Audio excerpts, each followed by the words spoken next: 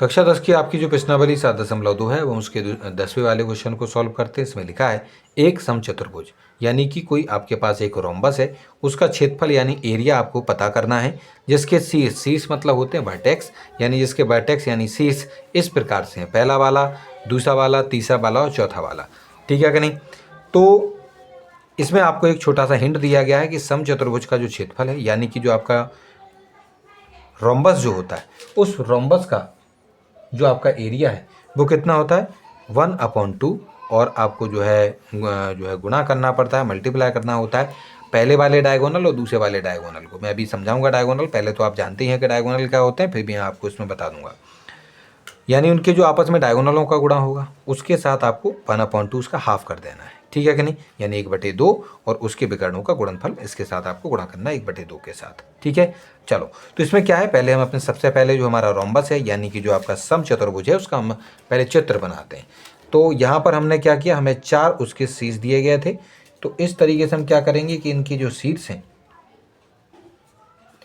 इनके जो आपके शीर्ष हैं उनको हम यहाँ पर देखेंगे। पहला वाला शीर्ष यानी पहला वर्टेक्स ए था, दूसरा बी था, तीसरा सी था और चौथा वाला आपका था डी।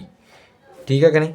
चलो तो इसमें क्या करना है छात्रों आपको, इसमें हमें सबसे पहले, क्योंकि इनकी भुजाओं के बारे में यानी साइड्स के बारे में इस चित्र को जैसे ही हमने बनाया हमें पता लग गया कि ए बी भुजा, सी डी भुजा, ए बी भुजा, बी सी भुजा, सी डी भुजा और डी ए भुजाएँ इसमें हैं, साइड्स हैं इतनी इसकी। ठीक है कि नहीं?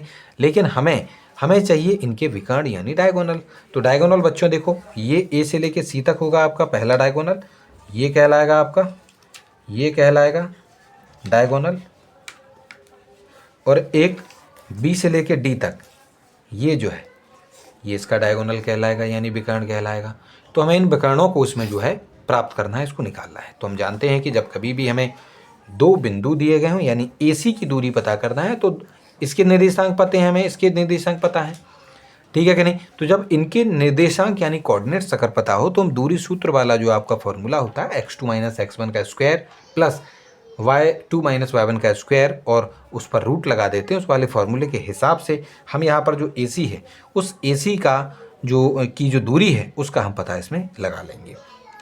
तो यहाँ पर पहले तुम्हें लिख देना है the vertices of rhombus ABCD are ABCD, यानी कि समचतुर्भुज जो दिया गया है ABCD, इसके जो शीर्ष हैं वो ABCD, जो साथ में उनके जो निर्देशांक है वो भी यहाँ पर हमने लिख दिए। ठीक है कि नहीं?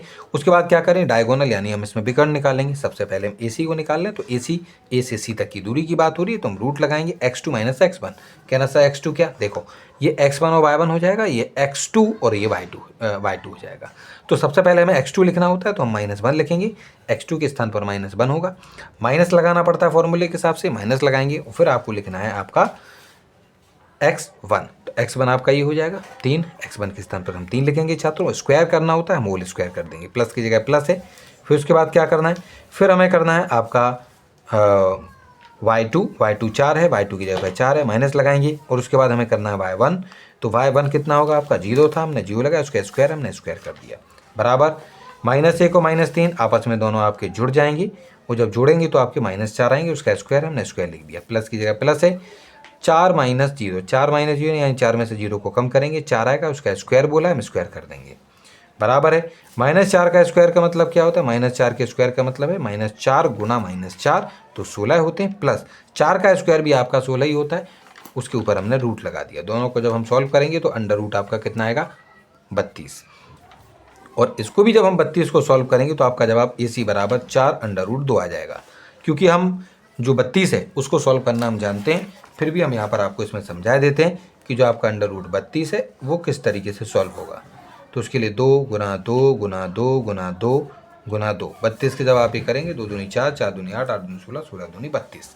यहाँ पर बच्चों 2 का जोड़ा बना इसलिए 2 बाहर, यहाँ पर इस 2 का जोड़ा बना ये 2 बाहर, अकेला यहाँ पर 2 रह गया इसलिए इसको हमें अलग से लिखना पड़ेगा 2 2 2 गुणा हो जाएंगे 4 हो जाएंगे और यहाँ आपका रूट में क्या रह जाएगा, वर्गमूल में 2 रह जाएगा। तो 4√2 जो है आपका यहाँ पर ये रहा, 4√2 आपका इसका जवाब हो जाएगा।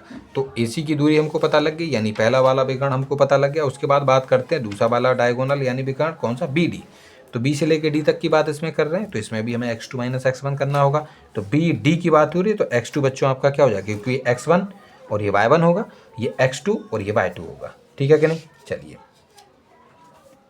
तो यहाँ पर आपका x2 है -2, तो यहाँ पर हमने ब्रैकेट में x2 की जगह -2 लिखा, फॉर्मूले के हिसाब से माइनस होता है, माइनस लगाया। हम फिर इसमें लिखेंगे आपका x1 है बच्चों 4, हमने वहाँ पर 4 लिखा, उसका स्क्वायर हमने स्क्वायर कर दिया, प्लस फिर हमें इसमें लिखना है आपका y2 बच्चों -1 है, -1 लिखेंगे, माइनस लगाएंगे, और फिर लिखना है हमें y1 है आपका 5, हमने 5 लिखा, उसका स्क्वायर कर दिया। रूट लगाएंगे यहाँ पर दोबारा से, बराबर -2 -4 आपस में जुड़कर -6 हो जाएंगे, उसका स्क्वायर है, हमने यहाँ पर स्क्वायर कर दिया, प्लस किया, प्लस -1 और -5 आपस में जुड़ेंगे, -6 हो जाएंगे, उसका स्क्वायर है तो हम यहाँ पर भी स्क्वायर कर देंगे। ठीक है कि नहीं। -6 के स्क्वायर को मतलब क्या हो जाएगा आपका कि -6 गुणा -6 जब आप करेंगे तो आपके 36 होंगे, और प्लस कीजिएगा, प्लस है, -6 का फिर से स्क्वायर करेंगे तो फिर से आपका 36 ही आएगा। दोनों को जोड़ेंगे आप तो रूट में आपका कितना आ जाएगा, 36 और 36 आपका 72 आ जाएगा। इस 72 को जब आप सॉल्व करेंगे तो आपका जवाब होगा 6√2। ये कैसे होगा, यहाँ पर हम आपको बताते हैं। देखो 36 आ जाएगा, ये 18 होगा, ये 9 हो जाएगा, ये 3 और 3, तो इस तरीके से 32 के ये आपके क्या हो जाएंगे, अभाज्य गुणनखंड यानी प्राइम फैक्टराइजेशन हो जाएंगे। 2 का जोड़ा बना है, 2 बाहर, 3 का जोड़ा बना है, 3 भी गुणा में बाहर, 2 लेकिन आपका यहीं रह गया, तो 2 और 3 का गुणा होगा 6√2 आपका 2 है। ठीक है कि नहीं। तो यहाँ पर जो आपका जवाब आया है ये 6√2, वो इस तरीके से आपको इसको सॉल्व करना है। ठीक है जी। चलिए उसके बाद अब हम क्या करेंगे कि जो एरिया ऑफ रोम्बस है, एरिया ऑफ रोम्बस जो आपका है, हम इसमें उसके जो फॉर्मूले हैं उसका हम इसमें उपयोग करेंगे। जैसे कि आपको पता है कि एरिया ऑफ रोम्बस यानी समचतुर्भुज का क्षेत्रफल आपके क्वेश्चन में भी आपको हिंट के रूप में दिया गया था 1/2, और उनके जो डायगोनल हैं, जो विकर्ण है, विकर्ण क्या था, AC था और BD था, वही तो हमने यहाँ निकाला था, AC और BD उसके क्या थे, विकर्ण थे आपके। यहाँ पर BD लिख लो आप, BD। ठीक है, तो उनका आपस में गुणा करना है, तो हम क्या करेंगे, 1/2 लिखेंगे, गुना AC कितना था हमारा 4√2, तो 4√2, और गुना में आपको क्या करना है कि जो BD है, BD की जगह 6√2 लिखना है, तो BD की जगह पर 6√2 आपको यहाँ पर इसको लिख देना है। उसके बाद छात्रों 1/2 की जगह 1/2 ही होगा। यहाँ पर आप अगर देखेंगे तो देखो 4 और 6, देखो यहाँ पर हुआ क्या है कि इनका गुणा हुआ है आपस में। किन किन का गुणा हुआ है, देखो पहले मैं यहाँ पर लिखे देता हूँ आपको, 1/2 है गुना 4√2 है गुना 6√2 है। तो इन दोनों का जब आप गुणा करेंगे तो 4 और 6 का जब गुणा होगा, ये तो चलो 1/2 ही हो जाएंगे, गुणा 4 और 6 का जब गुणा होगा तो आपके आ जाएंगे 24, जैसे कि यहाँ पर दिए गए हैं 24, और √2 और √2 ये भी आपस में गुणा में होंगी, और इनका हो जाएगा स्क्वायर। स्क्वायर करने से क्या होगा, इस स्क्वायर से इस रूट को कट कर देंगे, 2 से हम 24 को कट कर देंगे, 12 होंगे। तो इसी तरीके से यहाँ पर चीज़ें आपको कटी हुई दिख रही हैं। तो यहाँ पर 1 का गुणा 12 में होगा तो 12 आएगा, ठीक है कि नहीं, 1 का गुणा 12 में होगा तो 12, और यहाँ पर क्योंकि रूट से स्क्वायर कट चुका है, रूट से स्क्वायर कट गया तो केवल 2 बचेगा, तो 12 के साथ गुणा में 2 है, और नीचे तो कुछ बचा भी नहीं है, 1 बचा रहेगा, तो उसको नीचे हम 1 नहीं लिखते। तो 12 और 2 का गुणा होगा तो आपका जवाब आ जाएगा 24, यानी हम कह सकते हैं कि आपका ये जो विकर्ण है इसका जो क्षेत्रफल है वो आ जाएगा कितना, 24 यानी कि 24। तो इस प्रकार से इस 10वें वाले क्वेश्चन का जो इसमें क्षेत्रफल यानी एरिया हमसे पूछा गया था उसको हमने इसमें प्राप्त कर लिया है, और ये आपका जो क्वेश्चन है वो बच्चों सॉल्व हो चुका है।